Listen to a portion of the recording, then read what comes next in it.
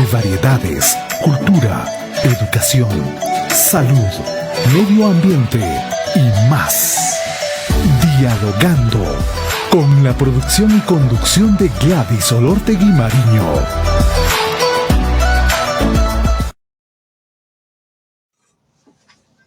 ¿Cómo están, amigos? Buenos días, bienvenidos al programa. Hoy es sábado 27 de noviembre del 2021. Soy Gladys Olortegui Mariño y, como siempre, el equipo desde Huaraz y la capital de la República listos para empezar este programa. Tenemos dos importantes invitados. Estará el maestro universitario y escritor Macedonio Villafán Broncano, para precisamente hablar sobre la producción de sus libros, sobre la cosmovisión andina presente en los cuentos de sus tres importantes obras. De igual manera estará con nosotros Betsabe Figueroa. Ella es activista feminista. A propósito, vamos a reflexionar juntas respecto al Día de Lucha contra la Violencia.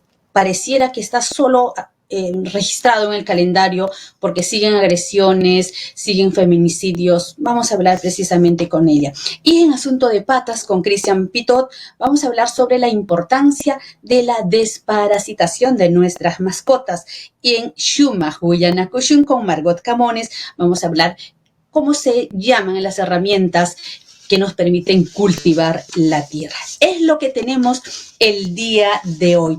Iniciamos así de rápido, presentando a nuestro primer invitado. El escritor Macedonio Villafán Broncano es autor de 3 libros de cuentos, como Los hijos de Hilario, Apu Colquijirica y Cielo de las Vertientes. Cada una, con cuentos desde la cosmovisión andina, que va engarzada con hechos históricos y culturales que se desarrollan en los escenarios donde los protagonistas se ubican.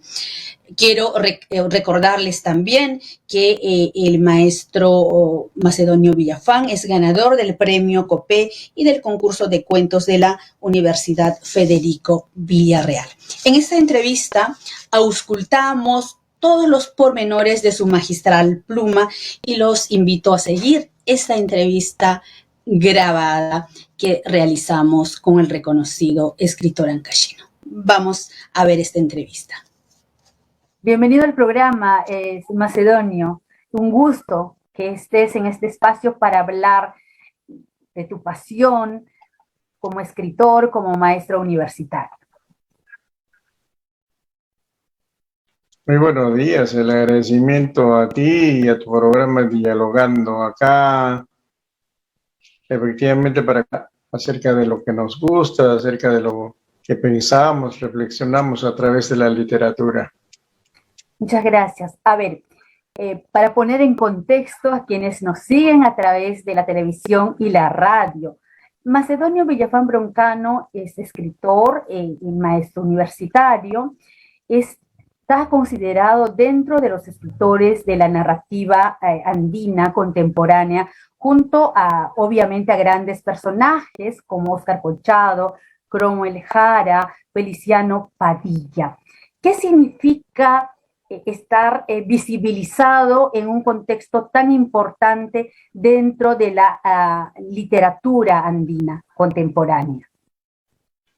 Bueno, la literatura andina sigue las huellas creadas por los maestros indigenistas, neoindigenistas, es decir, estamos hablando de los grandes maestros José María Arguedas, Ciro Alegría, que el siglo pasado, que fundaron realmente todo un movimiento literario tomando como tema, como centro de sus preocupaciones al hombre andino, al indígena, al indio, en ese tiempo se llamaba, y que luego esa literatura ya fue abriendo nuevos caminos, innovaciones, etcétera, no solamente en lo que se refiere al modo de hacer literatura, sino también a los procesos sociales que iban cambiando, ¿no? Como la dinámica social siempre es cambiante. El hombre andino ya no permanecía solamente en la sierra, junto con la tierra o frente a su explotador tradicional, el hacendado, el terrateniente, sino que marchaba hacia otros espacios, particularmente a espacios urbanos, etcétera, o que en el propio campo se iba transformando. Entonces surge pues una narrativa renovada, repito, en las huellas de los grandes maestros y a lo que la crítica, los estudios han venido a denominar narrativa andina. En eso estamos. Y todos bajo ese contexto, ¿no? Bajo esa mirada, aquí tenemos, vamos a hablar de estos 3 libros, 3 importantes obras que va recorriendo el mundo. Es increíble, desde Huaraz para el mundo. Vamos a hablar de ese primer texto, del primer cuento que lleva por título Los hijos de Hilario. ¿Cuál fue la motivación de escribir este cuento? ¿Cómo nace Los hijos de Hilario? Quizá para comunicarnos con el público que nos escucha, podríamos partir comentando un poco el título, Los hijos de Hilario. Unos hijos implica unos padres, pues, ¿no? O abuelos, unos ancestros. Y efectivamente en el primer cuento de los hijos de Hilario, llamado Hilario Yanqui, mañana te fusilan, justamente encontramos a un ancestro indígena, campesino, que participa como personaje secundario en la revolución de Atusparia. Hace alusión este primer cuento del libro a la revolución de Atusparia y los personajes están en ese marco de la revolución campesina que enfrenta pues a los indígenas con sus tradicionales explotadores que son los terratenientes y las fuerzas políticas y militares que apoyan a estos terratenientes para impedir cambios sociales, etc. En ese contexto es que participa este personaje Hilario Yanqui, y es el cuento que sirve de marco a todo lo que va a venir después. Entonces, considerando, repito, el título, Los hijos de Hilario, y los demás cuentos, vamos a encontrar a los descendientes de este Hilario Yanqui mítico, patriarcal, de los tiempos antiguos, pero estos personajes ligados a él por apellido, por nombre, etcétera, ya se encuentran en nuevos espacios, en nuevos universos, ya están en la ciudad, incluso viajan al extranjero, etcétera, pero ninguno deja de tener una marca de que viene de ese ancestro central que es Hilario Yanqui. Entonces el conjunto de cuentos se convierte en una propuesta en que se presenta pues, a personajes descendientes de los indígenas que socialmente ustedes pueden entender, ocurre pues en muchas partes del Perú. Si miramos Lima nomás, diremos que más del 50-60% de pobladores de Lima son precisamente descendientes de los hombres del Ande o de los pueblos amazónicos o de la costa misma, pero de las áreas rurales que también se consideran andinos de la costa, como decía María Rostoborowski, ¿no? Mira qué interesante. Sí, pues Lima es la tierra de todas las sangres. Tengo dos títulos de cuento y debo hacer mención especial también. Sueños y viajes en las quebradas es ganador del premio Copé. Fue el inicio del despegue de la pluma del maestro Villafán con este reconocimiento. Bueno, los premios efectivamente pues son vitrinas, ¿no? Y el premio Copé de Cuento de Petro Perú está reconocido acá en el Perú como uno de los premios pues, máximos y que califican y colocan a los escritores que se van iniciando, van incursionando. Yo había publicado unos cuentos sueltos en revistas, incluso había comenzado en la Universidad de Trujillo, donde estudié el pregrado, publicando un cuento, etcétera, y cuando ya estaba trabajando algunos cuentos, envié este cuento Sueños y Viajes en las Quebradas, que mereció un premio junto con otros cuentos, por supuesto, de otros autores. Y allí podríamos decir que se abrieron las puertas y también una especie de motivación y compromiso ya para dedicarme más con mayor ahínco a escribir, ¿no? Entonces, ese fue el papel del premio Copé de Petro Perú.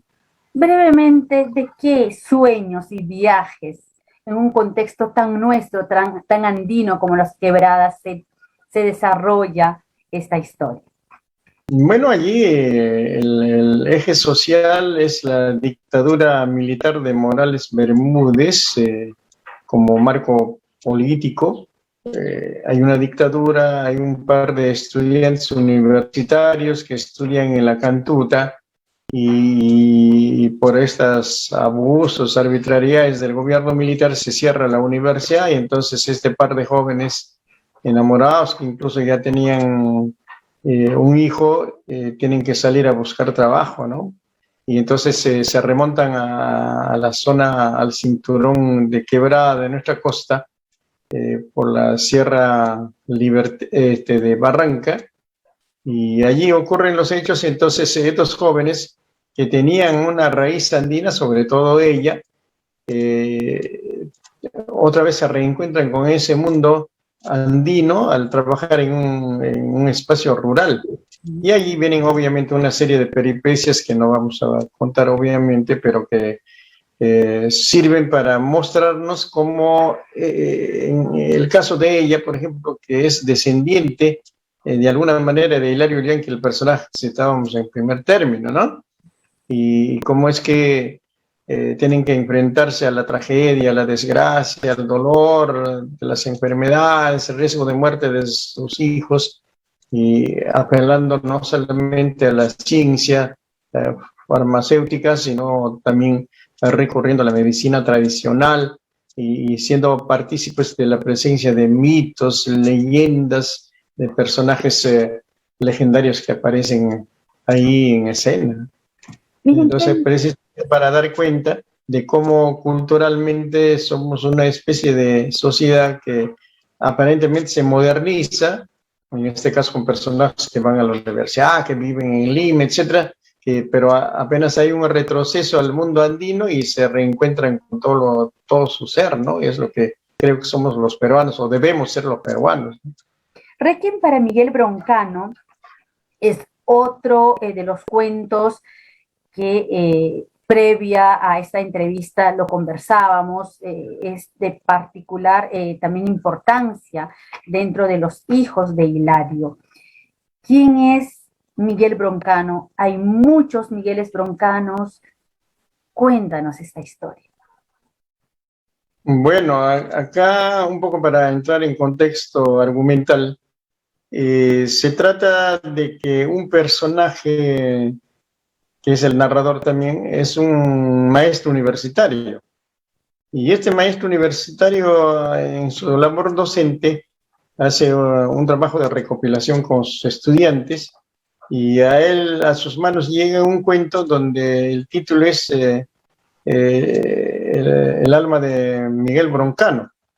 Y entonces este catedrático universitario hace un rastreo, hurga en este personaje y al final encuentra que es su abuelo, ¿no? Y que había sido una reconstrucción porque no lo había conocido, porque, bueno, pues como nieto jamás lo vio nunca, porque en la ficción ese abuelo se había muerto cuando su madre tenía 2 años nada más. Y entonces hace una especie de investigación. Es la técnica de la investigación histórica, de rastreo histórico. Se aplica esa técnica y encuentra pues que el abuelo había sido arriero de un hacendado, que había apoyado a un alzamiento de chinos en la costa, por donde él recorría con su recua de mulas, transportando una y otra cosa de la sierra a la costa y de la costa a la sierra. Y entonces allí hay una especie de también análisis, mirada a la sociedad de la costa, de los cultivos de exportación, el azúcar, etcétera, y de la explotación de los chinos que habían llegado al Perú también. Entonces se conecta movimiento campesino, movimiento de los chinos culíes de la época más o menos de finales del siglo XIX, comienzos del siglo XX, etcétera. Entonces ese cuento moviliza muchas cosas y eso es, digamos, en lo que se refiere a su mirada de la historia de la sociedad peruana. Y por otra parte, no sé si vale también tener en cuenta, este cuento, bueno, hay que decirlo, pues, ha merecido mucha atención de la crítica, de los estudiosos. Requiem para Miguel Broncano se titula, y tanto acá dentro del Perú como fuera del Perú, en revistas especializadas, es el cuento que más estudios ha merecido, más comentarios, etcétera. Y efectivamente es un cuento bastante ambicioso, ¿no? Estamos conversando con el maestro Macedonio Villafán, escritor, docente universitario. Hemos empezado por una de sus primeras ediciones, Los hijos de Hilario. Es importante recordar también que uno de los cuentos de este primer libro fue premiado con un reconocimiento especial que realiza Petro-Perú, denominado Premio COPE. Hay otro libro que ustedes están viendo, Apu Colquijirika, el dios montaña de plata. Leer este libro nos traslada a escenarios andinos, pero a la vez nos traslada a la existencia ideal que debiera ser entre la comunión y la convivencia sana y armónica entre el poblador y nuestros sapos, entre el poblador y el agua, entre el poblador y la Pachamama. No siempre conectamos, no siempre. ¿Qué nos trae Apu Colquijirika, maestro Villafán? Bueno, como dice, ante todo trae ideología andina, pensamiento andino, filosofía andina, cosmovisión andina o cualquier término que se quiera utilizar para referirnos al pensar, al modo de pensar del hombre andino. Y volcado, en este caso, a una larguísima narración, por lo menos en cuanto espacio temporal, desde los tiempos prehispánicos hasta los tiempos actuales, tomando como eje la minería.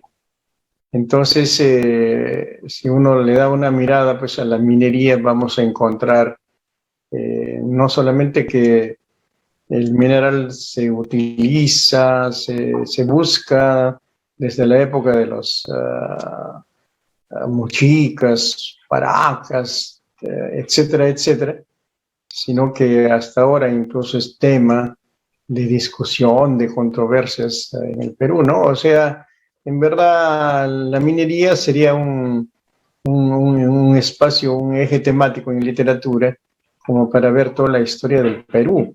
Y entonces acá en Apu Colquijirika se ha tratado de sintetizar como contenido toda la historia de la minería en el Perú, y donde la mirada es la que tú dices, es decir, la mirada de los sucesos, de los acontecimientos, del uso, explotación de los minerales, es desde la conciencia andina, y donde se explora, se explota, se utiliza mucho el pensamiento mítico y mágico del hombre andino, porque como hasta su título lo dice, Apu Colquijirika, Apu es Dios, pues, en el lenguaje andino, y Colquijirika es la denominación de un cerro, Jirika cerro, Colqui plata, el Apu, el dios montaña de plata, sería la traducción. Y este dios montaña de plata, que alberga el mineral plata en sus entrañas, va a narrarnos todo el proceso, cómo los seres humanos llegaron a su territorio a llevarse la plata en los tiempos prehispánicos para hacer ofrendas, para hacer adornos de los templos, de los dioses, etcétera, hasta que llegan a los occidentales a través de España y convierten pues en mercancía.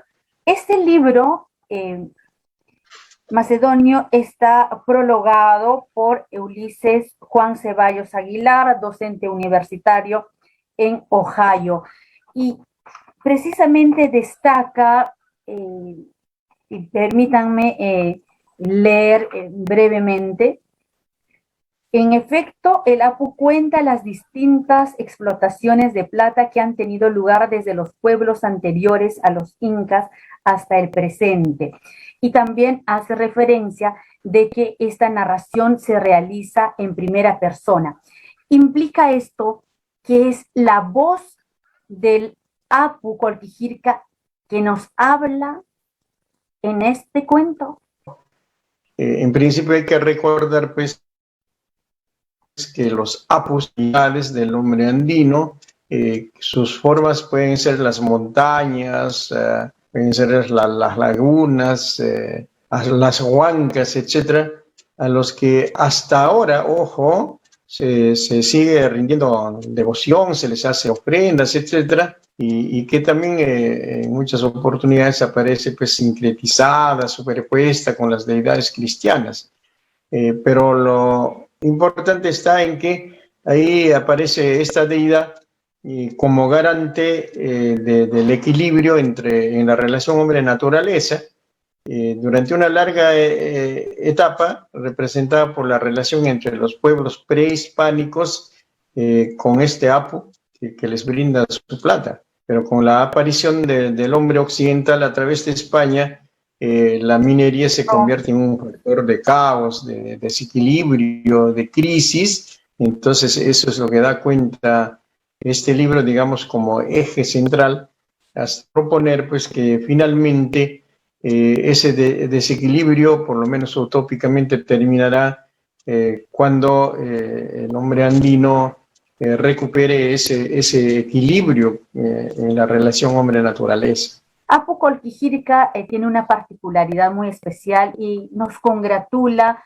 porque seremos siempre quizás los promotores, los difusores de nuestra lengua, aquella lengua que nos hace sentir profundamente orgullosos de nuestras raíces, tan dulce como es el quechua. Tiene esta versión,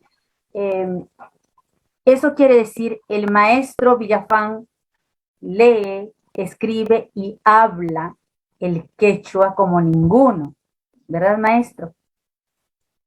Efectivamente, es mi lengua materna, la lengua de mis abuelos, de mis abuelas. En verdad, yo tengo el orgullo, el privilegio de manejar muy profundamente el quechua, producto de la enseñanza, repito, de mis padres, abuelos. Y entonces eso es lo que he tratado de llevar a la literatura.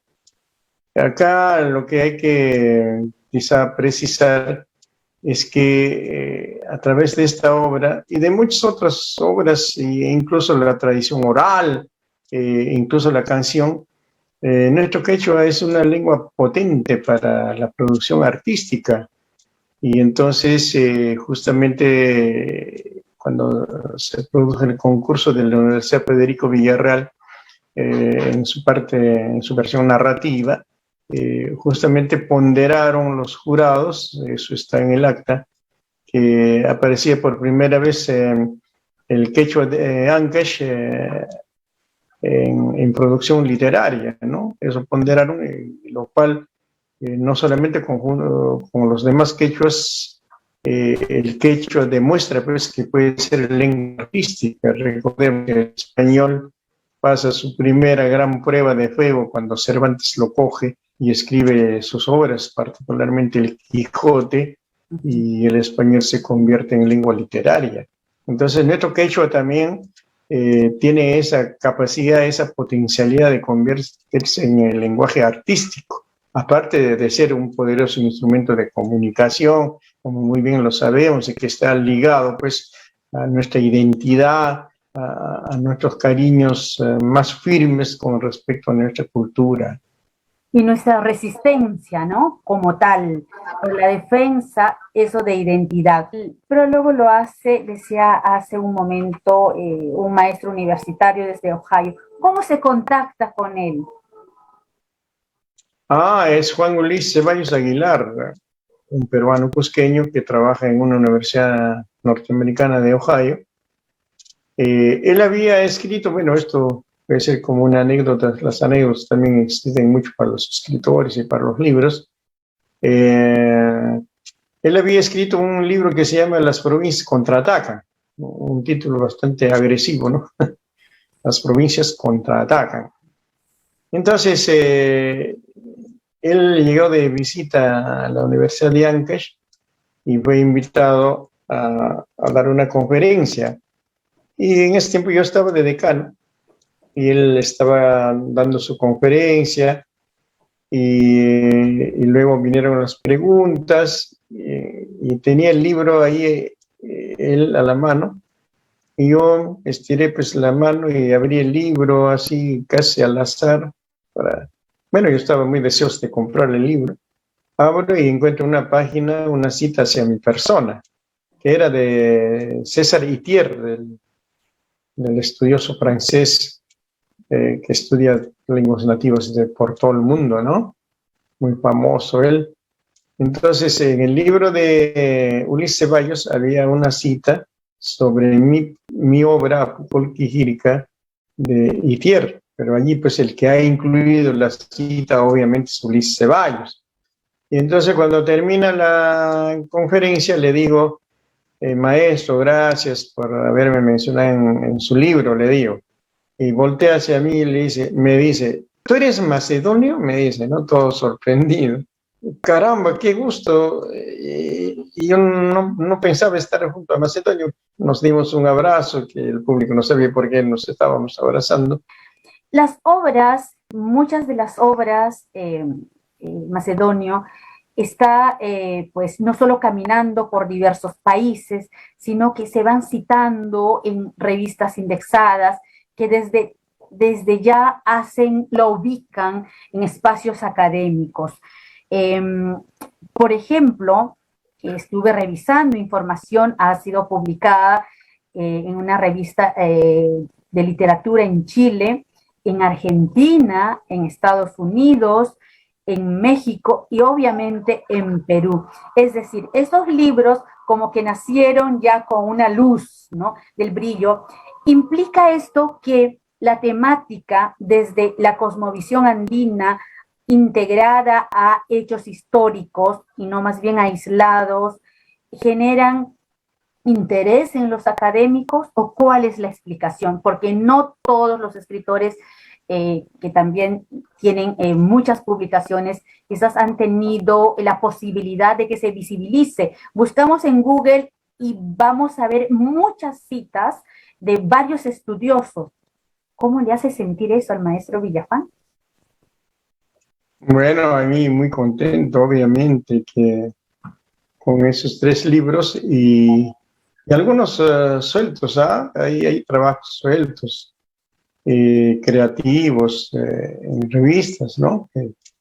Entonces, de hecho, pues en primera instancia uno tiene que sentirse feliz, pero no en una felicidad egoísta. Yo digo, cuando tengo ocasión de conversar con los jóvenes, incluso a veces hasta en colegios, para profesores, para estudiantes, les cuento y les digo, y no es esto, cuando cuento esto, no es que yo esté gastando orgullo personal, sino más bien es el orgullo de nuestra región, de cómo, hablando de nuestra tierra, podemos salir hacia el mundo y que los estudiosos no solo del Perú mismo, sino hasta del extranjero,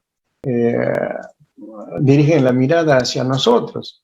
En realidad no dirigen la mirada hacia Macedonia, sino hacia todo un pueblo y su cultura que se manifiesta a través de estas obras, es lo que yo les digo, ¿no?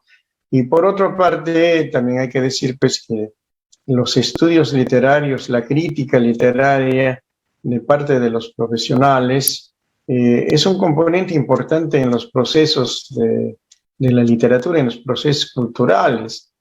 Y entonces, por ejemplo, solo para tomar un caso, Vallejo no sería Vallejo si es que no lo hubieran estudiado tantos críticos, hubieran hecho tantos artículos, tantos libros, tantas tesis, y que siguen, ojo, saliendo esos estudios sobre Vallejo, que tiene una poesía y una narrativa tan potente, ¿no? Que sigue dando que hablar.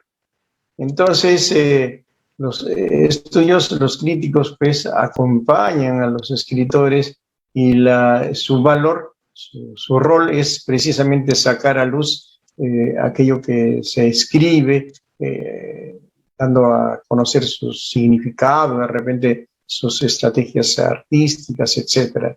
En esa medida, efectivamente, como decías, han salido estudios en revistas muy calificadas de Latinoamérica, por ejemplo, en la Revista Chilena de Literatura, en una revista de la Universidad Mar del Plata de Argentina, la UNAM, la Universidad Autónoma de México, tan famosa, ha publicado 2 libros justamente analizando esa literatura andina de la que hablábamos al comienzo, y allí colocan también un trabajo de reflexión sobre la obra de Colchado y la mía, haciendo algunas comparaciones, etcétera.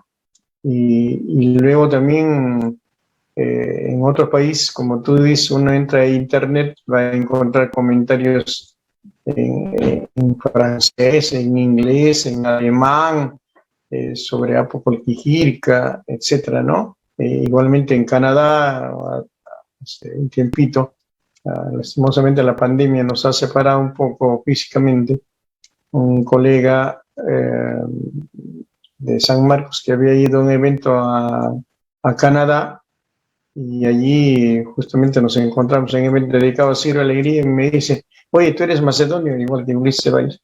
Tú eres macedonio, ¿no? Me dice, sí, le digo. Oye, han hablado de ti en Canadá, en un evento, me dice. Oh, Y resultado de eso es que en la revista de crítica literaria latinoamericana de Antonio Cornejo, por la revista famosísima, fundada por el ex rector de San Marcos y uno de los críticos más famosos del Perú, allí también hace poquito ha aparecido un trabajo donde da una visión de las literaturas indígenas de América, y allí también está mi nombre y los libros que he publicado, ¿no? Entonces eso, repito, no alimenta mi ego, sino es un reconocimiento a nuestra cultura, a nuestra región, a nuestra andinidad, que sigue firme y potente, ¿no? Y que es fácil, bueno, aprendido los trucos, las estrategias, volcarlo a la literatura en obras artísticas que generan estos estudios y comentarios. bueno, y luego aterrizamos a Cielo de las Vertientes. ¿Cómo nace también este título? ¿Cómo nace esta historia? Reitero, que también se engarza a unas luchas efectivas y reales, ¿no? ¿Cómo nace? Bueno, cada obra literaria tiene su propia historia, ¿no? Si queremos aludir a cómo nace, hay una característica ya en Ancash de fenómenos atmosféricos. Cuando uno mira desde la Cordillera Negra o desde alguna cumbre hacia el oeste, los atardeceres son atardeceres de incendio verdaderamente espectaculares. Y hay una zona que se llama los vertientes, para los que no son ancashinos, que son las montañas que miran hacia el océano, desde el flanco occidental de la Cordillera Negra. Se llaman incluso los pueblos de las vertientes, ¿no? Aija, Claro. Sucha, Pira, Cajamarquilla, etcétera, son los llamados pueblos vertientinos. Entonces, de estos lugares, los atardeceres hacia el océano son pues espectaculares, ¿no? Entonces, yo he estado no solamente por la zona de Pira, al bajar de Cayán hacia Casma, en las horas del atardecer, he estado también en Aija, he estado en Pararín, por si acaso, si queremos llamar la atención sobre ciertos pueblos de Ancash, yo invitaría a cualquiera a ir a Pararín, sobre todo a su fiesta, y desde ahí ver los atardeceres más espectaculares que uno pueda imaginar mirando el océano, ¿no?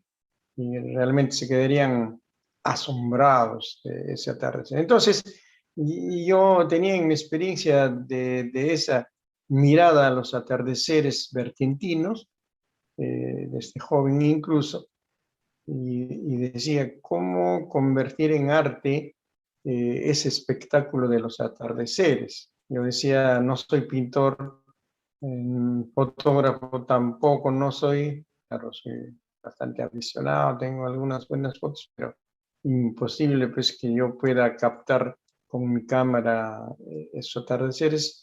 Y entonces daba vueltas y vueltas en la cabeza cómo podría trasladar más bien a la palabra, a la literatura, esa imagen de los atardeceres.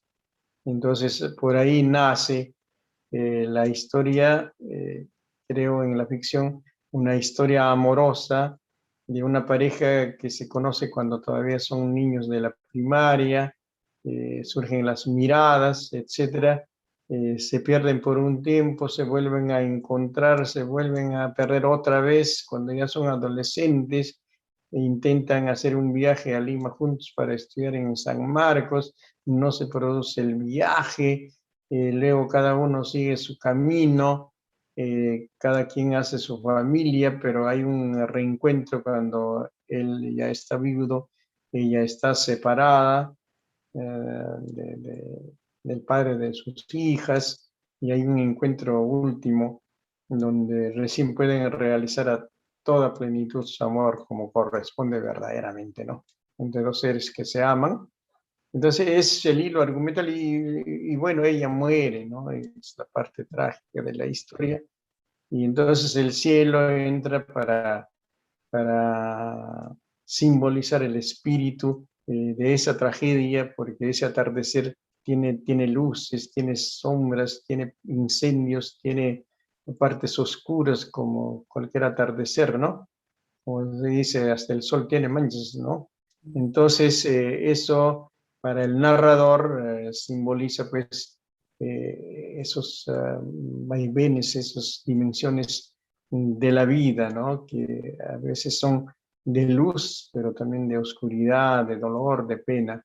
Y entonces queda retratado, según el narrador, en la parte final, queda retratado ese espíritu que se traduce a través de ese atardecer hecho en imagen, ¿no?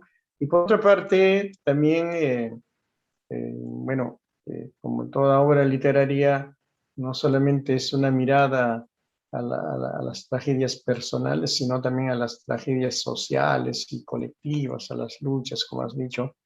Ahí aparece primero las luchas sindicales de los maestros del SUTEP, aparecen las luchas del pueblo ancashino por la creación de su universidad, que logra un éxito durante la dictadura de Morales Bermúdez.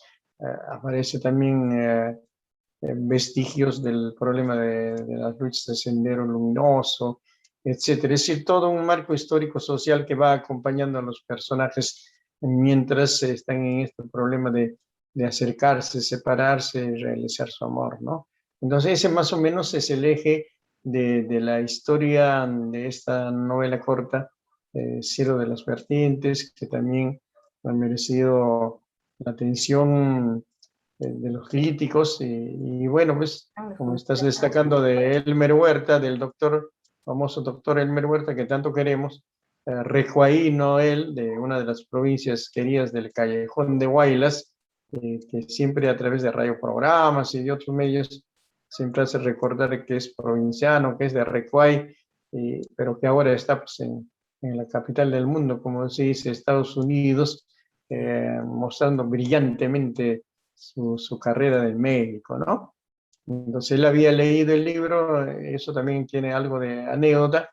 Estábamos en Trujillo, lo habían invitado a dar una conferencia en la Facultad de Medicina de la Universidad de Trujillo. Nos enteramos ahí y nos fuimos a escuchar su conferencia. Yo intenté un par de veces llevarlo a Huaraz, pero hasta ahora no he podido, ojalá que lo pueda hacer. Entonces nos acercamos porque estaban haciendo firmar autógrafos a sus obras, y nosotros también teníamos un libro que hacerle firmar con mi esposa, y de paso le llevé el libro. Y le dije, doctor, le dije, soy de Huaraz. Ah, caramba, un paisano. Le doy este libro en las manos, ojalá se dé un tiempito para leer, le dije, ¿no?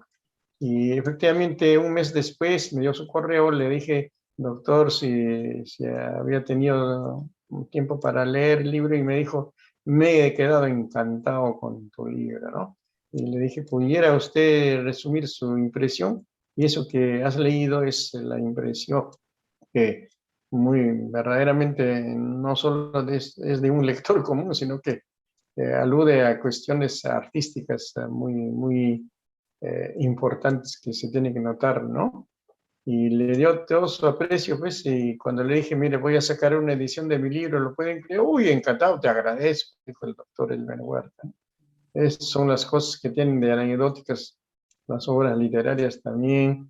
Y bueno, pues, así como el doctor Elmer Huerta, eh, otros también hacen ese tipo de comentarios. Yo obviamente estoy muy agradecido, como has dicho tú, está ahí Mauro Mamani, profesor de San Marcos, Camilo Fernández Cosman, San Martino, Aymara del Llano en Argentina, una profesora de la Universidad Autónoma de México, que también comentan los libros, ¿no?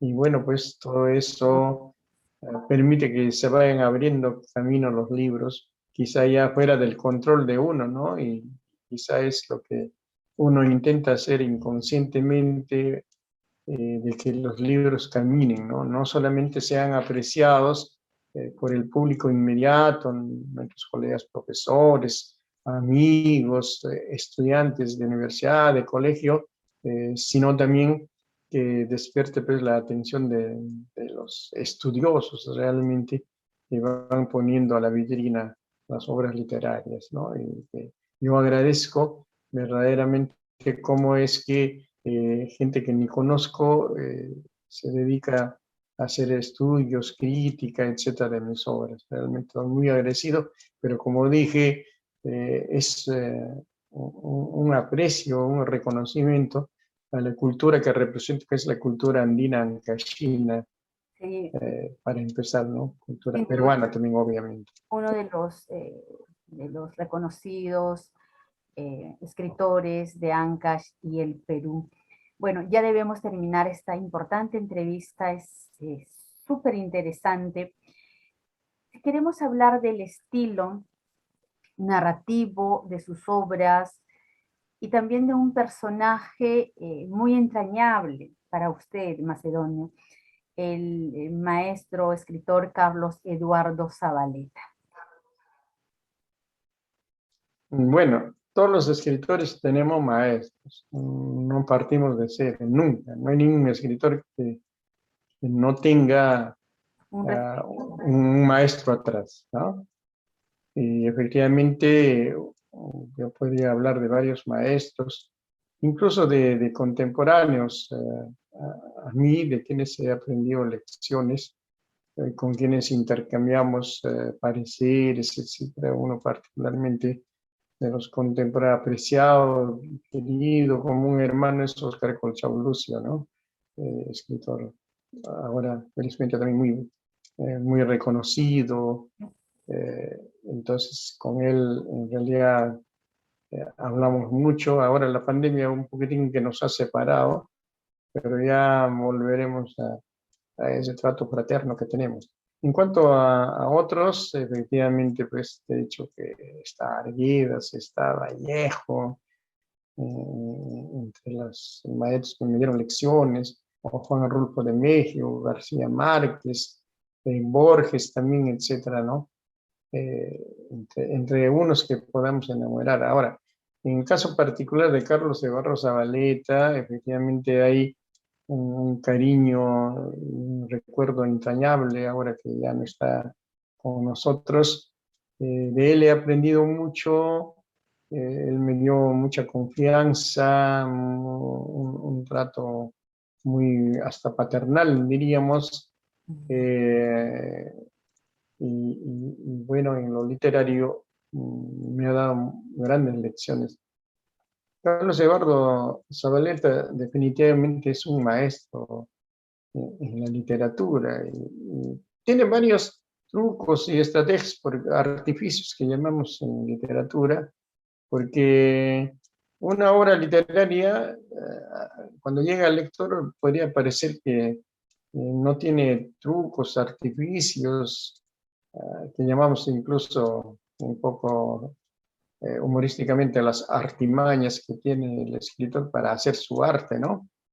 Entonces, una de las características de Zabaleta es que cualquier historia que cuenta siempre tiene como telón de fondo la historia colectiva, eh, es decir, la historia social, que puede ser también de orden político, etcétera. No solamente un pueblo pequeño, puede atañer a toda la nación también, como en su novela, por ejemplo, Pálido pero sereno, ¿no? Y entonces, él pone ese marco para cualquier narración eh, que puede ser de una pareja, de alguien de repente en conflicto, peleas de hermanos, odios, pasiones, etcétera, individuales, pero que siempre tiene como telón de fondo la historia social. Y en eso es muy bueno Zabaleta, tal como lo es también, obviamente, García Márquez o Rosa mismo, cuando estamos hablando del escritor, no del político, Exacto. ni de la conciencia desviada últimamente que tiene. Entonces, eso he aprendido y el trato, repito, paternal hacia mi persona. Él cuando iba al Callejón de Guaylas a Caras con su famoso amigo Torres Azurza, me llamaba y me decía: Macedonio, estoy yendo ahora, no te olvides que me encuentras en Caroas, entonces yo tenía que estar atento.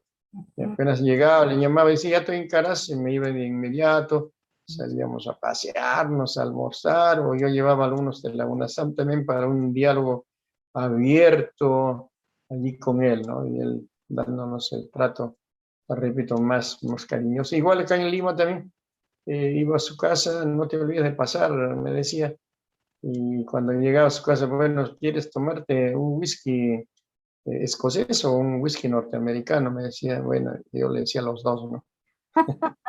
De dos. El hecho de tenerlo a él era un placer, ¿no? Escucharlo, un maestro en todo sentido de la palabra. Qué bello testimonio. Pero hay alguien también especial desde Chimbote, un personaje muy querido, muy entrañable también en el puerto querido de los ancallinos, el propulsor, el hombre que hizo tanto y seguramente su legado también sigue, ¿no? Estamos hablando de Jaime Guzmán, que tiene alguna conexión, a ver si nos comentas, con el libro El cielo de las vertientes.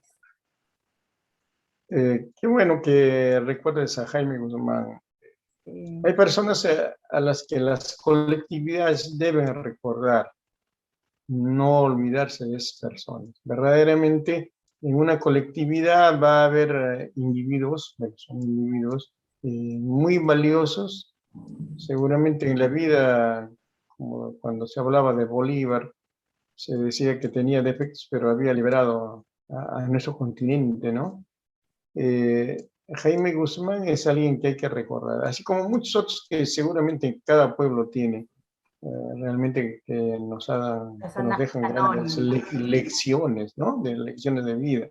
Y a Jaime Guzmán hay que reconocerle, yo diría dos, quiero destacar solamente dos vertientes. Su labor de editor, ¿no? Ser editor de libros es una aventura económica que no sabe en qué puede terminar, y más aún en un medio aparentemente árido, para la cultura, que es Chimbote, donde a primera vista pues, nos parece que ahí toda la gente está dedicada a ganar plata, ¿no? A través de la pesca, etcétera. Y allí en ese medio tan árido para la cultura, él puso una editorial y el segundo es que fundó una revista, la revista Altamar. Ahí hay una anécdota que contaba él, decía un economista, cuando le hablé de esto, me dijo, hay que hacer un estudio de mercado. Y, y le había presentado después de un tiempo el estudio de mercado del economista y le decía, no es recomendable hacer una revista cultural literaria en Chimbote. Y Jaime se lanzó a hacer su revista y llegó hasta el número 20, creo, y cuando se encontró con el economista le dijo, oye, anda, vete a la mierda con tu estudio de mercado. Acá no sirve para nada tu estudio de mercado y he podido hacer la revista, ¿no? Es que Y él el era trabajo así, ¿no? editorial también. Él Y era tan luego auténtico. una serie de actividades, por ejemplo, a Jaime Guzmán se debe que escritores de la talla de Washington Delgado, poeta, Miguel Gutiérrez, Osvaldo Reynoso, Julio Ortega, y etcétera, y otros escritores se la Ay, han pasado por Chimbote, desfilar por las calles para promover la lectura, conectando con algún pueblo. Llamaba a Huaraz, me decía, oye, Macedonio, tienes que venir, van a venir los locos de Lima y tienes que venir tú también. Y yo, lógicamente, otro loco más me embarcaba ahí sin pensarlo dos veces para encontrarme con Julio Ortega, con Miguel Gutiérrez, etcétera, ¿no? Ahí tenemos, pues que apareció una foto linda con Miguel Gutiérrez, con Washington Delgado, Alberto Reynoso también etcétera, ¿no? creó en una Eso tenía Jaime fotografía. Guzmán. Hay que tener locos, creo, locos como Jaime Guzmán, ojalá los hubiera que se embarquen en aventuras que nadie pueda pensar que son sueños, que son utopías, pero que justamente nos convence Jaime Guzmán que las utopías, los sueños pueden hacerse realidad. Qué lindo hablar de personajes como él, ¿no? Personalmente, sí, pues lo loco que era y que su sueño, su pasión era que lean los libros. Él decía, nadie roba libros. Él tenía su stand y de pronto llegábamos y no estaba. Oye, pero te lo pueden robar. Nadie roba libros. A quien roba libros, más bien lo felicitaría, ¿no? Sería el primero en regalarle más Así de libros. eso. Eso, esa filosofía tenía él. Bien, hemos llegado hasta el final de esta larga e intensa entrevista, porque queríamos conocer de cerca al maestro, al escritor, qué proyectos inmediatos tienes, cómo va la relación con la tecnología, dónde te podemos buscar, auscultar ahora, pues la tecnología, hacemos un clic y de pronto ya estamos revisando tus textos.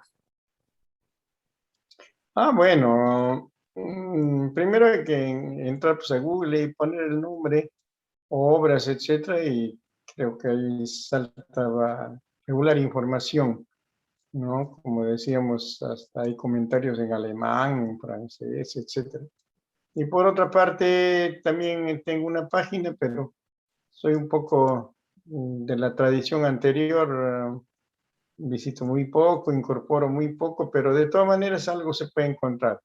Mi novela Cielo de las Vertientes, por esto de la pandemia, está virtualmente colgado como para que lean los que se interesen gratuitamente, ¿no? A Y ver si bueno, creo que tú también tienes el enlace, ojalá más bien a través de tu programa lo compartieras para tu audiencia, para que entren y lean Cielo de las Vertientes, ¿no? lo tenemos también en forma digital, ¿no? Allí estamos viendo, tiene otra portada, Macedonio Villafán Broncano, Cielo de las Vertientes. Es versión ebook, así es que podemos también acceder a ella, ¿correcto? Sí, ahí, como digo, estamos ofreciendo gratuitamente a cualquier lector de cualquier latitud, pueden ingresar y leerlo así gratuitamente. ¿Qué proyectos inmediatos no deja de escribir el maestro Villafán? Bueno, yo estoy haciendo un libro, Pequeña Nación se titula, de relatos cortos y crónicas. Es un libro, en verdad, muy variado de cosas. Y para adelanto, está en este libro de Filomeno Zubieta, de la Universidad de Huacho, Chiquiano, él, que ha publicado Ancash en el Bicentenario. ¿Sí? Y allí lo están difundiendo. También te lo voy a pasar el link, la página, para que lo puedas compartir con el público, como es edición virtual. Allí tengo relatos cortos. Y por otra parte, también en la Universidad de Texas me han publicado unas crónicas.